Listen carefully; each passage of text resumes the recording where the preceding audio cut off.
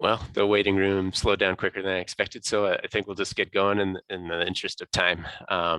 So welcome to July Sustainability Series. We're very excited to have Amanda Holloway and Dru Larson from Mayo Clinic joining us to talk about the Better Climate Challenge and also Mayo Clinic's sustainability commitments and strategies that they're currently employing. So some exciting news from their part that I'm very interested to hear about.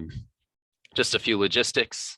We ask that during the presentation, you just type questions in the chat if you can. We'll find some natural pauses to ask those of Amanda and Dru. And then there will be plenty of time for questions at the end as well. But overall, thank you for being here, and I'll turn the floor over to Amanda and Dru. Excellent. Thanks, Kevin. Appreciate it. So as Kevin mentioned, I'm Amanda Holloway. I'm the Sustainability Director for Mayo Clinic, and Dru Larson is joining me. He's an energy engineer with facilities management. And we're excited to share some information with you about the Better Climate Challenge.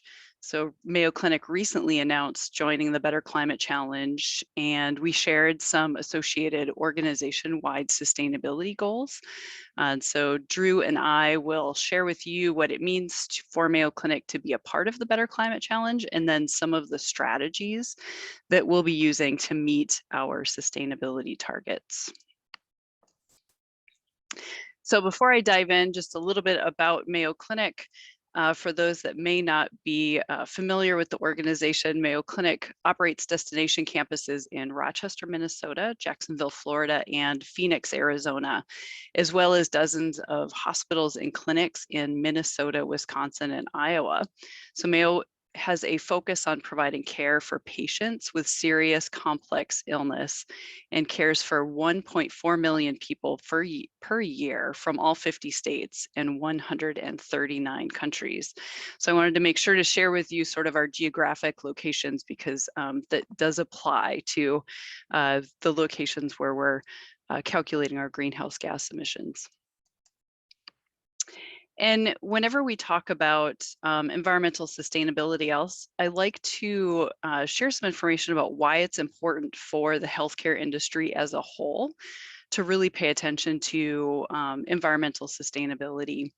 One, healthcare is responsible for 8.5% of greenhouse gas emissions in the United States. And of those, hospitals generate more than 1/3 of those emissions. Healthcare also represents 18% of the US economy and 10% of the global economy. So the healthcare industry can really influence markets and could have some sway. One routine surgery produces as much garbage as a family of 4 does in 1 week. So there's some significant waste impacts there. And healthcare is also responsible for 9% of criteria air pollutants, such as ground level ozone, particulate matter, etc. So the healthcare industry really has a responsibility to be a leader in protecting not only public, but also planetary health. So some information about the Better Climate Challenge.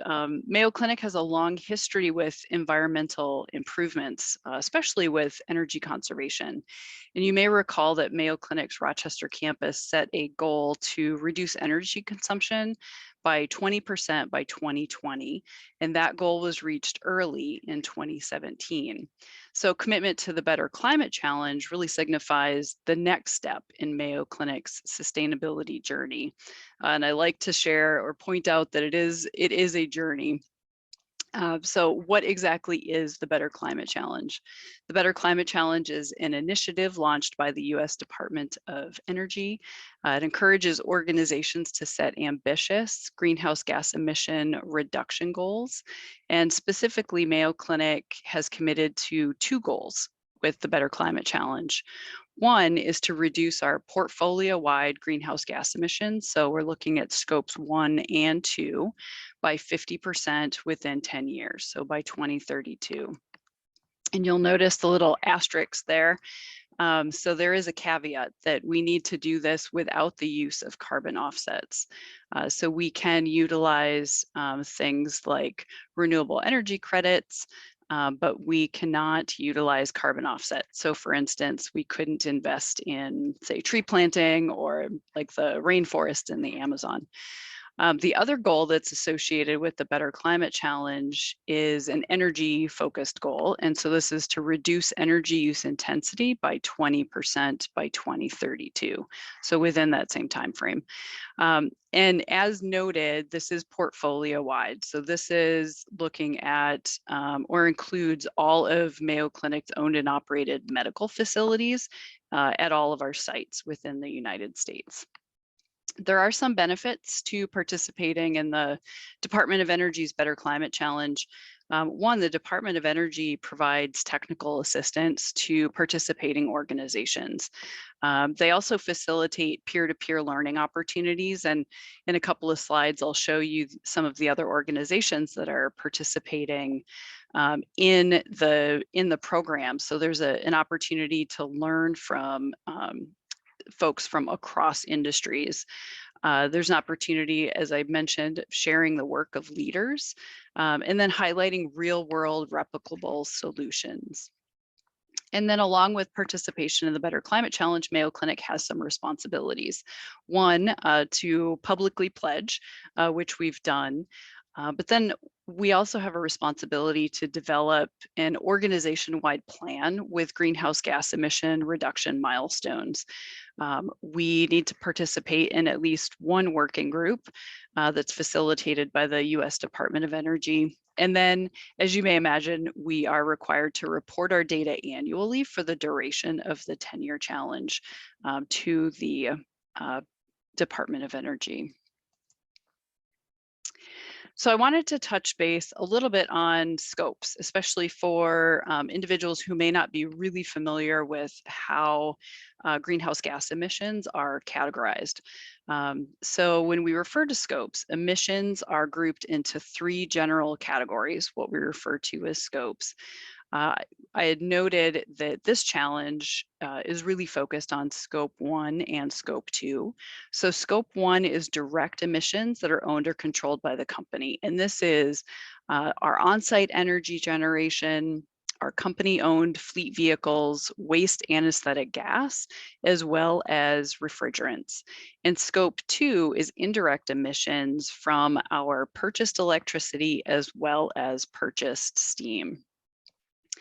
So I want to mention that even though this challenge is really focused around scope 1 and scope 2 greenhouse gas emissions, there's this other scope 3 bucket, and that's really where everything else essentially is categorized. And it includes indirect emissions from sources that are not owned or controlled by the company. And scope 3, I will admit, is probably more difficult to get our arms around. It includes things like business travel, employee commute, supplies and services, financial investments, waste disposal. And so even though the Better Climate Challenge is really focused on scope 1 and scope 2, we do recognize that there is impact from scope 3 emissions. And we do need to inventory scope 3 so that we can develop some reduction plans for scope 3. I'll also mention, as we are doing an inventory of our scope 1 and scope 2, and then eventually scope 3 emissions, is we're using the Greenhouse Gas Protocol's corporate standard. So this is essentially a greenhouse gas accounting standard that provides requirements and guidance for organizations on how to inventory emissions. Some of the challenge partners, other organizations that are participating in the Better Climate Challenge, I mentioned, this is really cross sectors. There are Fortune 500 companies, and I apologize because this is probably really hard to see the companies that are listed, but companies like 3M, Ford Motor Company. There are some other healthcare industry partners like Cleveland Clinic, as well as UW Health. universities, there are cities and states, as well as nonprofits. So as you can see, there's a large number of organizations that we will have the opportunity to interact with and learn from. Hear about their best practices, we can share our experiences, and hopefully there'll be some really great lessons learned as we all sort of journey on this greenhouse gas reduction goal together. It's also important to note that many of the states and cities where Mayo Clinic operates facilities also have sustainability and climate commitments. And this isn't a full list of state and local climate commitments, but I wanted to just point out that, you know, like the state of Minnesota, the state of Wisconsin, as you know, the city of Rochester, Minnesota, there are energy related commitments as well as climate commitments and transportation. And so this is one way that Mayo Clinic, as we reduce or make efforts to reduce our own greenhouse gas emissions, it helps states and municipalities also meet their goals. So wanted to share our baseline. I don't think I mentioned this before, but we'll be using 2019 as our baseline year. And this is our estimated baseline. We're working on getting the exact greenhouse gas emission amounts, but I think this is pretty close. And you can see, I wanted to show, because you might be curious about the breakdown of our scope 1 and scope 2 emissions. It's almost 50-50. So scope 1, I also included a breakdown of our scope 1 emissions so that you can see kind of how the breakdown works out. The vast majority of scope 1 is from stationary combustion. So, you know, the energy that's generated on site is about 85%. Of scope 1, anesthetic gases are around 9%. And mobile combustion is a little bit less than that at around 4%. And then fugitive emissions like refrigerants coming in even less at about 2%. So thought it was thought you may be interested in seeing what the breakdown was of our scope 1 and scope 2 emissions. So we have a wide variety of strategies that we will need to pursue in order to be successful in meeting our climate goals. As you can see, a lot of our opportunity is around energy generation and our purchased electricity and steam. So we'll be looking at ways to decarbonize our operations. Dru will talk more about the specific strategies as it relates to energy and decarbonization, but you know, a big focus will be continued focus on energy efficiency and conservation, as well as electrifying our energy consumption. And we'll also need to keep our eyes on new technology. For instance, hydrogen fuel. Will there be opportunity in the future to transition from fossil fuels to hydrogen fuel? We talked a little bit about transportation. As you can imagine, Mayo Clinic operates a number of different vehicles for a variety of purposes. And so we'll be looking at where the organization has the ability to transition or electrify our fleets. So purchasing electric vehicles. And then it's also really important to just ensure that you know, the fleets that we have are utilized efficiently or as efficiently as possible. Engagement will also be a really important strategy for success, especially Mayo Clinic, like departmental partnerships within Mayo Clinic. So the facilities, partnering with our facilities teams as we look at ways to further reduce energy consumption, as we look at ways to improve our buildings so that our buildings are more efficient and you know, low carbon intensive. It'll also be really important for us to continue a partnership with the anesthesiology department. I mentioned anesthetic gases, and anesthetic gases are potent greenhouse gases. But there are ways that we can reduce the impact of our anesthetic gases by either transitioning to gases that are less potent or even ways that we can reduce anesthetic gases a bit. And obviously doing this without impacting patient care, because obviously the patient comes first, the needs of the patient come first. And so anything that we do won't impact patient care. A partnership with supply chain management will remain really important as well. And then lastly, just want to mention a great resource within the organization is Mayo Clinic employees.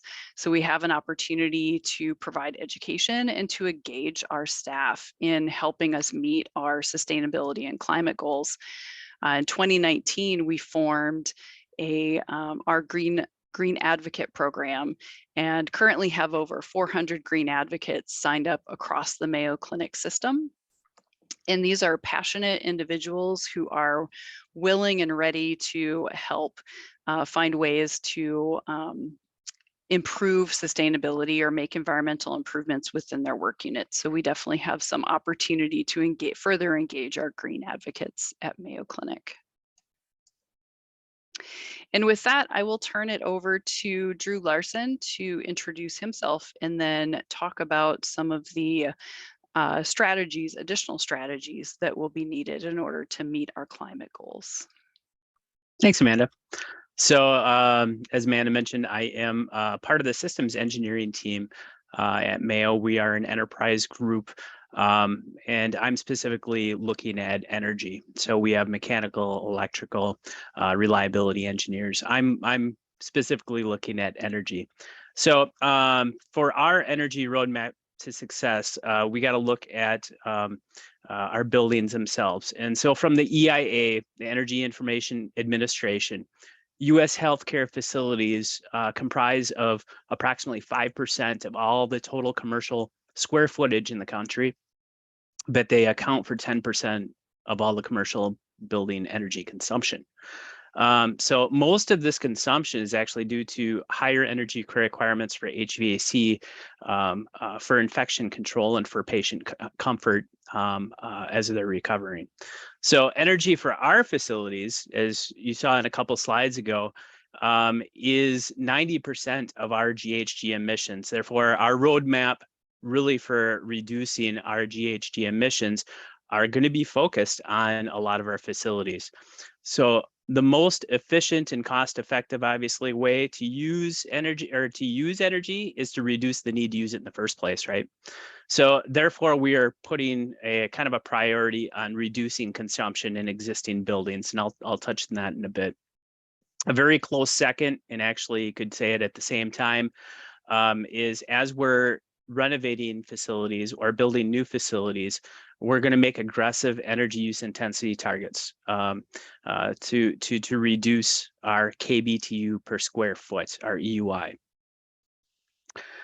Electrification is really going to play a significant role. So the implementation of heat recovery chillers, geothermal, heat pump technology in general is not only going to increase our efficiencies, but it's going to reduce our GHG emissions in the process from cleaner grids and getting rid of combustion on site.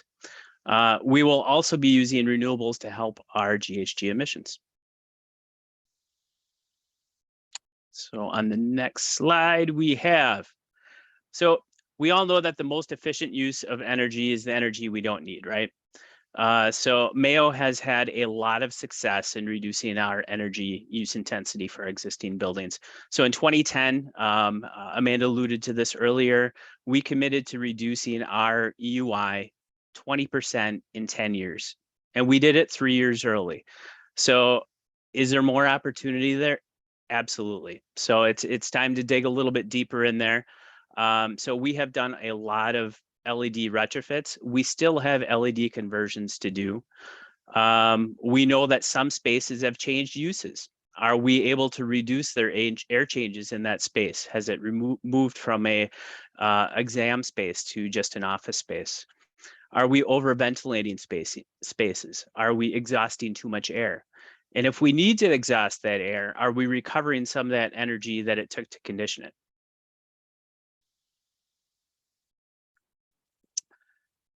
So retrocommissioning has been really a big part of our success at reducing our EUI. So retrocommissioning, for those that aren't familiar with it, it involves a team of people: plumbing, HVAC, engineers, building automation specialists, et cetera. And many of the maintenance crew, because they're in their day in, day out, they know what the equipment is doing. So they're all working together to determine how the building is working. Is it functioning the way it was designed to operate? Is it functioning as intended? Are all the sensors giving the right information? Are pieces broken? So they identify a lot of these deficiencies, but also they identify a lot of energy conservation improvements. So technologies have changed a lot over the years. We have a lot of generations of buildings, right? And this process really identifies whether it makes sense to implement some of those changes.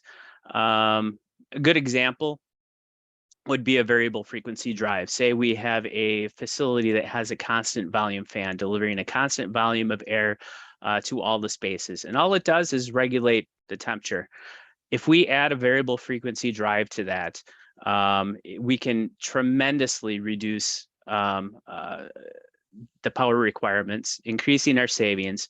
We're able to control it a lot better, and it usually improves our staff and patient comfort. So since Mayo has started retrocommissioning, we have commissioned over 9.3 million square feet and have saved an average of 16% in each one of those studies. So this is one of the good examples that we have of the Med Science building. So this is the building between 3rd and 4th Avenue Southwest. So when we completed this in late 2021, the actual study was done in 2019. And it took about a year to complete the project. And of course, there was a pandemic in the middle there, right? But this just shows how much energy you can save just by retrocommissioning. So when we went through this building, you can see that we were almost 20% higher. This is just electrical use. This doesn't include steam. This doesn't include chilled water delivered. So this is just electric use. So we're comparing 2019 to 2022 data.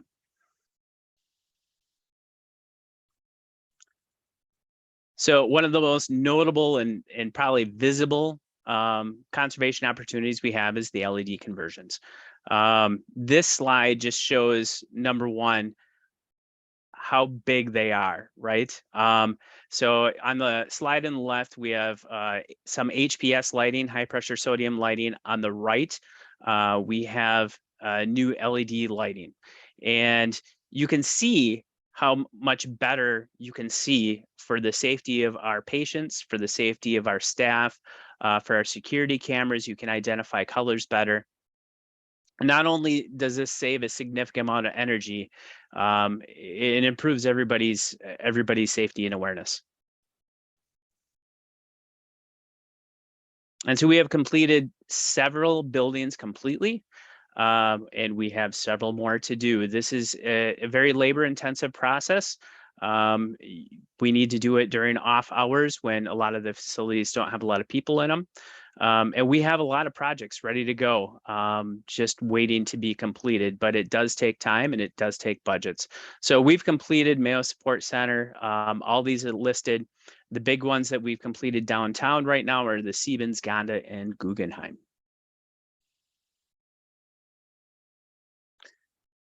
So we finished the Ganda building in late 2021.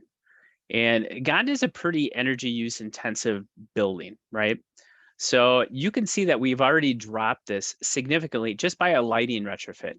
We're saving about $150,000 to $200,000 per year on changing this over to LED. In fact, we saved enough energy to power an average home, 150 average homes for a year.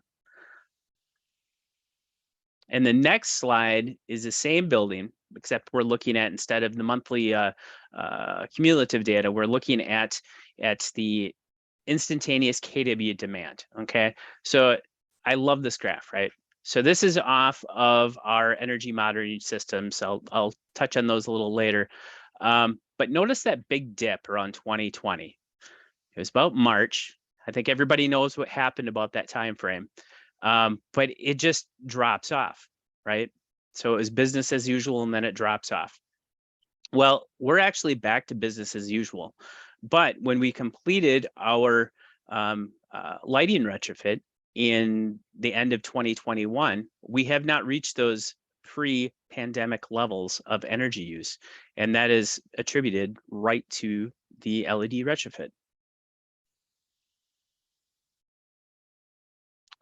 Duct sealing. So this is kind of one of those unsung heroes of the energy world, right?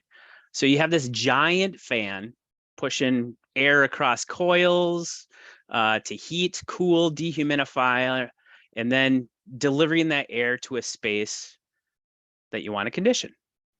So, but if you don't get that air to where you want it to go, you have to push more air there to satisfy the temperature, satisfy the humidity.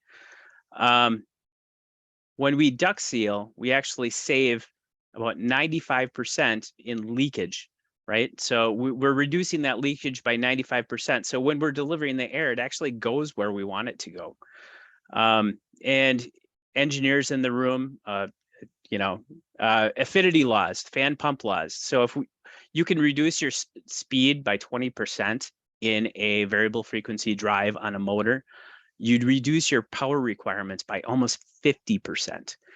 So one of the recent projects we did, we had a smaller duct system that we sealed, found out that we were losing 1,400 CFM. 1,400 CFM. We reduced it by 1,400 CFM. Sorry, it was much larger than that. So we're able to reduce our fan speeds to a fraction, saving about 85% in energy costs. So just from that one project.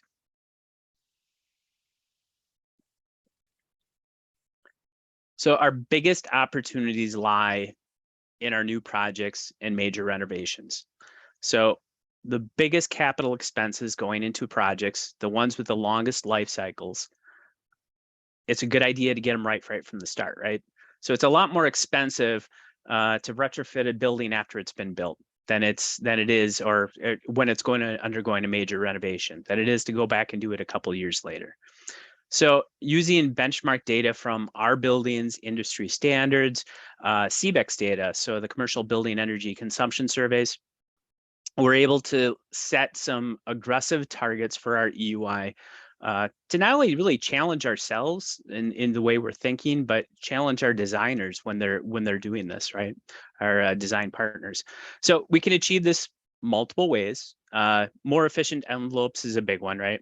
So anytime you can add a little more insulation, you're going to reduce your energy costs. Advanced lighting controls, window to wall ratios, right? So solar fenestration is a big thing. It adds a lot of cooling load to a building. HVAC systems, are we going to do it the same old way? Are we looking at something different? And if it's a major renovation, can we upgrade equipment? Can we change to those VFDs? Can we change the control systems from pneumatic to DDC? So in the past few years, Mayo has completed several of these projects with aggressive EUIs. And one of those was the Generous project. And so the design team worked on a few different scenarios to help determine which design changes would affect energy use the most. And by going through this process, we were able to determine what made the most, not only made it most efficient, but made it most economic, right? You don't want to do something that's going to have a 100-year payback, but you might want to do something that has a 25-year payback. You might want to do something. So it depends on the life cycle of the equipment as well. So our latest project just broke ground in La Crosse, in fact. So this is a 6th floor, 288,000 square foot bed tower.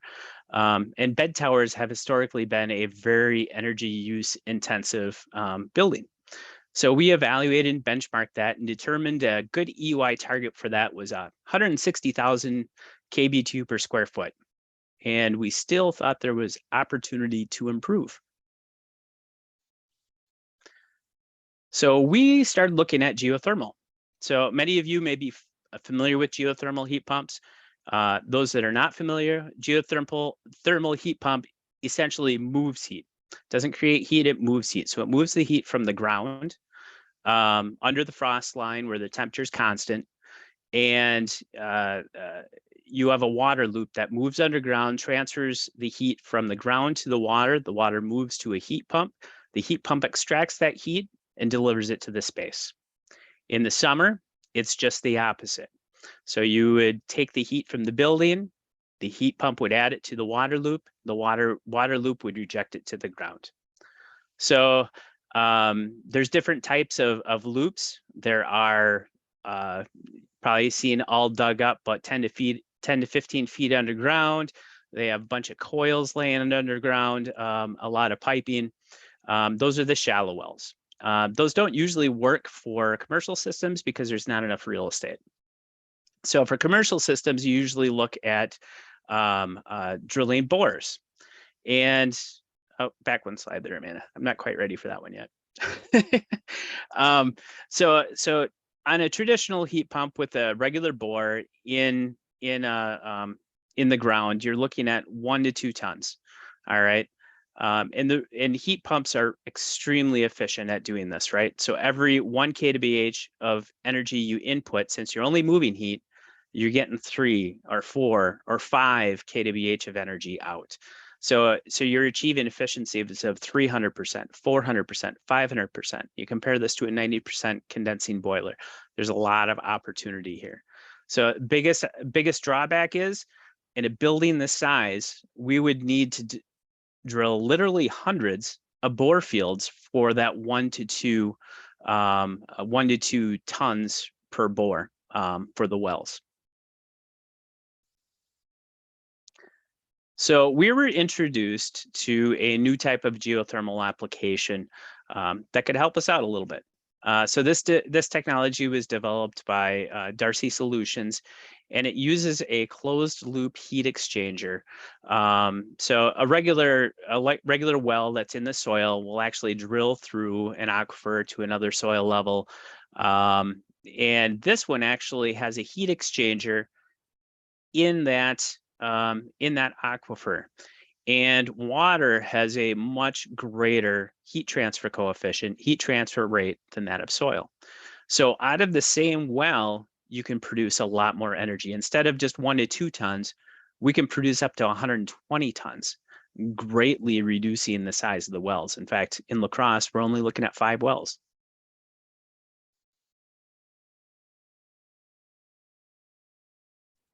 So in La Crosse, we were able to reduce our EUI by 20% under our target of what we achieved. So we're down to, with the use of this Darcy system, we can get down to 131 kBu per square foot.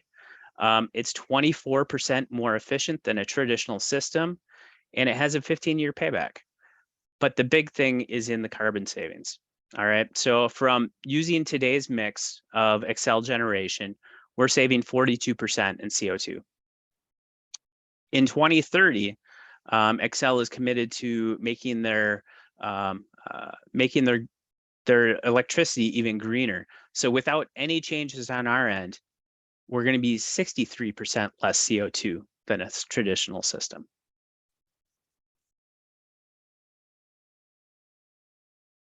So we are also currently investigating other solar opportunities. So right now we're investigating in Arizona, and our first prioritization is always reducing the energy that we need to consume. We know that we're going to have to add some renewable generation across the enterprise as well to help meet our targets. So we're also updating our downtown campus utility master plan.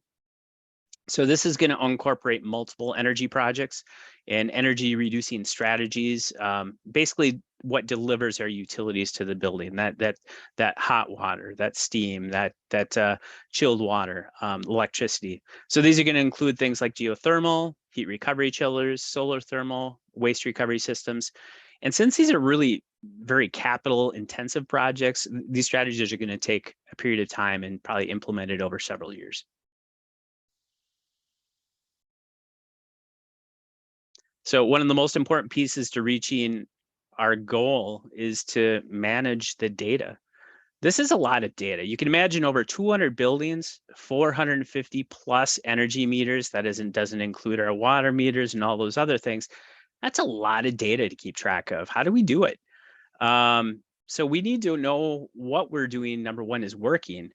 But number two, we need to be able to report on it, make sure that we're telling others that we're doing this. So last year, Mayo implemented a new utility bill management system, a UBMS system. So this UBMS system essentially takes the utility bills, scrapes the data from them, and organizes it. So organizes it per facility. And this way we can report on specific buildings, a group of buildings, a region of buildings, or the enterprise, and see how we're doing over a period of time. We can look at poor performance, we can look at good performers, so we can find out what we're doing right, what needs to be improved. But this is all on a long-term level. We need something on a shorter-term level. So going to the more granular approach, we have implemented a pretty, a lot of meters into our system, right? So utility data is nice, but it really only gives you a monthly snapshot. We don't know what's happening from day to day. So we need meters and real-time information to be able to determine how we did this last week. So this particular one is a dashboard showing the trends over a few days of a facility. This particular facility is the Ganda. I know it's kind of an eye chart, but hopefully you can see a little bit. So it delivers that energy use intensity, the costs, and we can show this to both our staff and to give them a better understanding of how much energy is being used in a facility and help educate, communicate.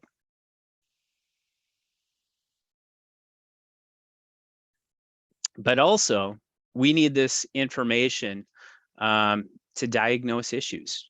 We need to look at this information to see over a period of time, all right, our schedule's off. We look like we're using a lot of chilled water right here when our scheduling allows the set points to increase. Is there a sensor off? Is our equipment functioning properly? So right now we have some data analyzation software that we can look at and go in and look at these things and find out what's happening in our buildings, if we have to make some adjustments. And we have a team that works on this bi-weekly. But there's a next evolution. And we're only catching a lot of this stuff by looking at it. And as you can imagine, over 200 buildings, that's a lot of data to look at.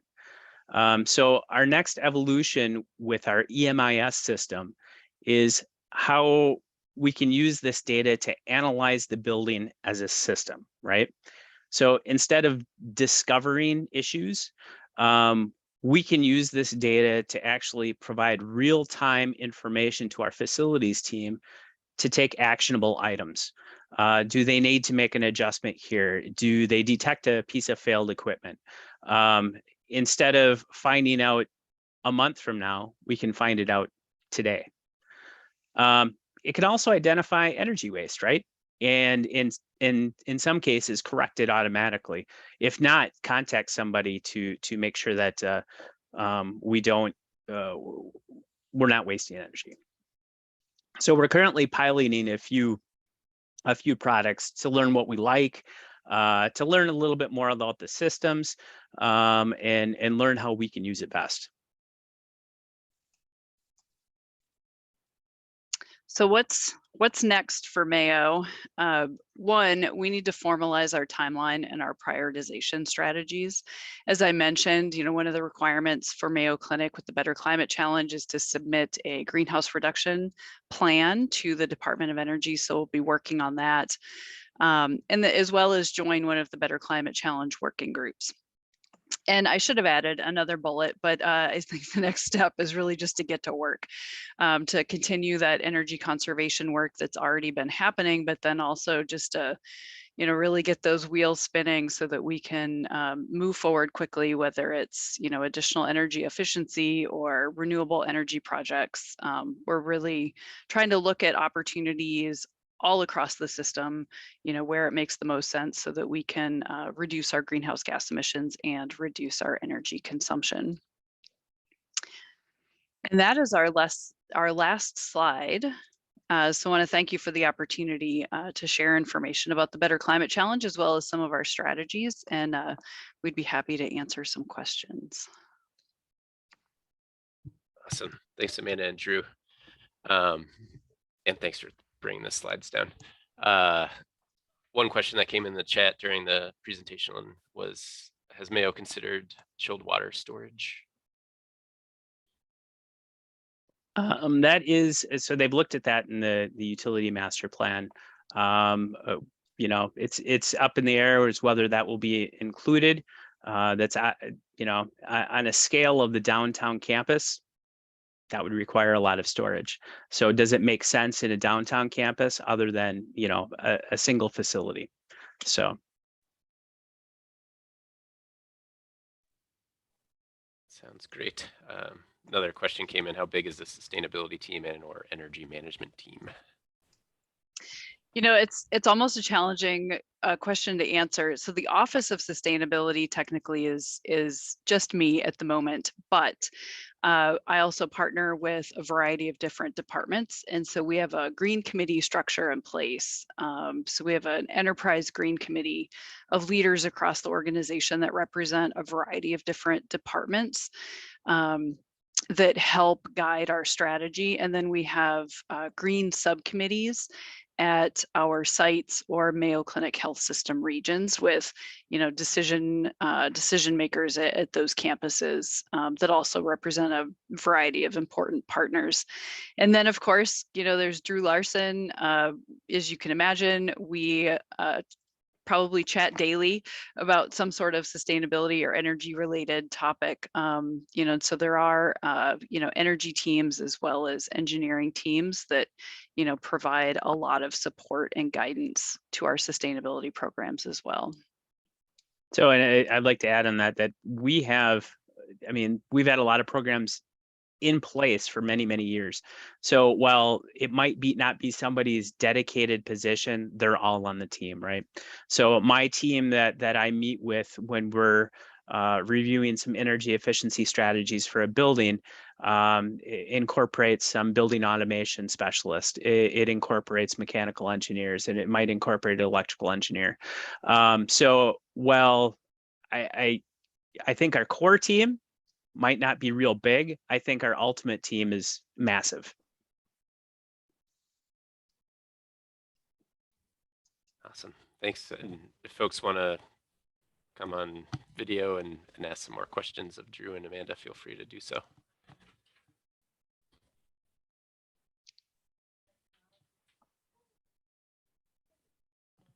Another question, have there been any discussions with power providers about leasing roof space for solar power production after 2030?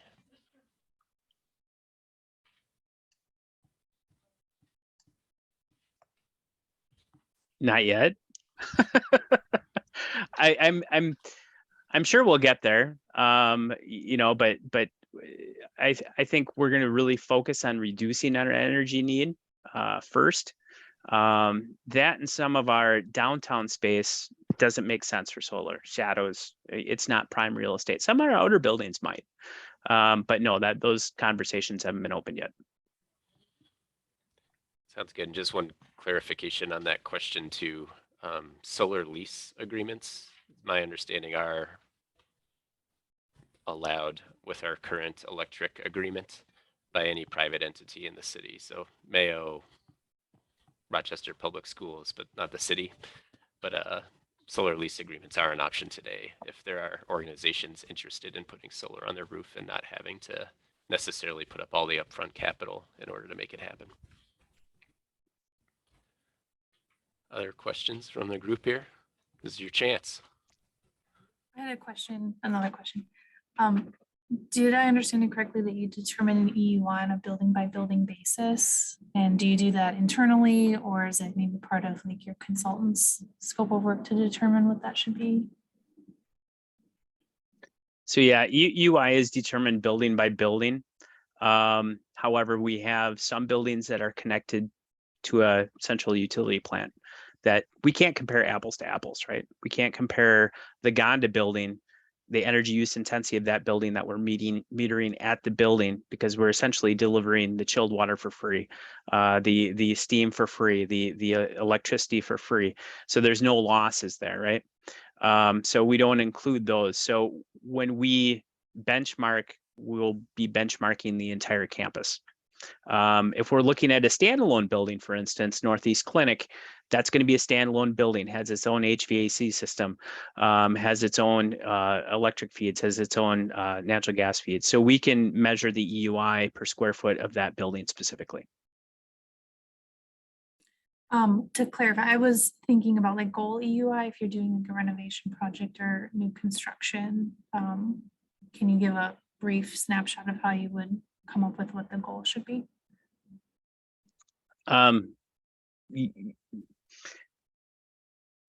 It's a combination of history, of the industry standards. So there's not just one formula, unfortunately, you can apply to one building. What's the space type is one of the big things. There's labs are much more energy intensive than an office building. So you're going to have a significant, you're not going to be able to achieve, 80 kBTU per square foot in a lab building. Are you able to achieve 150? Probably, but are you going to be able to achieve 80? Probably not. So you kind of get an idea after looking at what space type it is, comparisons of what we have in our portfolio already and what's available in the industry.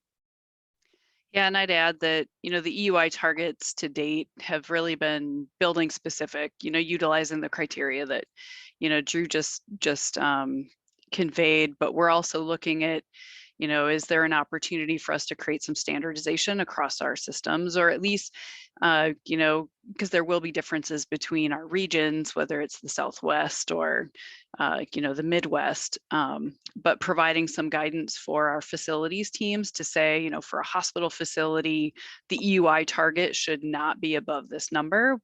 We encourage well below a certain number, but so we're having some discussions about what those sort of internal targets should be for different building types. Sounds good. One other note, I wrote in the chat that Energy Star is a pretty useful tool to develop a design EUI. Hospitals and healthcare is a pretty tough one because every building and every space within that building can sometimes really sway the overall energy consumption. But for office buildings, government space, that kind of thing, it can be pretty useful to use that. And it's all based off a linear regression of space types that you might work with. So for an office building, it has if you want to perform at a 90th percentile level, this is the EUI you should be shooting for, that kind of thing. And then also help inform the strategies to meet that EUI target too. In my long explanation, there's another question that came in around electrification. So regarding electrification, technologies exist to replace all Mayo's direct fossil fuel use. What is the hardest component of fossil fuel consumption for Mayo to eliminate? I'll just go right off the bat, steam, right? We make a lot of steam, and the steam is used for heating. It's used for power generation. It's used to run a turbine to run chiller. We use steam. All of our plants are combined heat and power, right? So we'll produce power with it. We'll also produce chilled water. We'll also produce electricity. Getting rid of the steam gets rid of a lot of redundancy. So while we can reduce it a lot, that's a long-term goal. Where near-term goal, where the infrastructure is extremely expensive and extremely invasive to replace.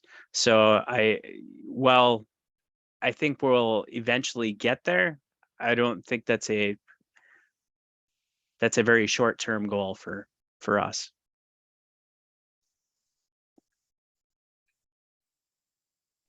One kind of interesting technology, I put this in the chat, was this polar night technology that stores heat and sand. I just got an email about it a couple of weeks ago, but it stores this material at upwards of temperatures of 800 degrees Celsius. So could be useful. I don't know how we might use it in the city, but if others can find a purpose for it. Thought it was pretty interesting and pretty novel. So as you have time, a good way to geek out on new technologies out there. Any other questions for Drew and Amanda?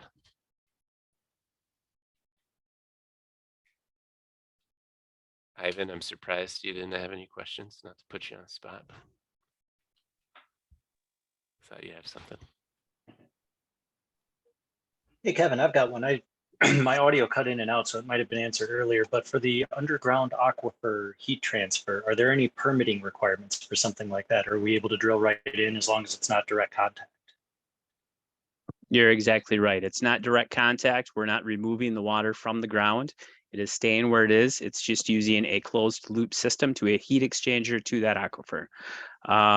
It's really no different than drilling a regular ground source, because you're drilling through the aquifer to do that. This way, we're just stopping in the aquifer to put that heat exchanger in to be able to utilize that.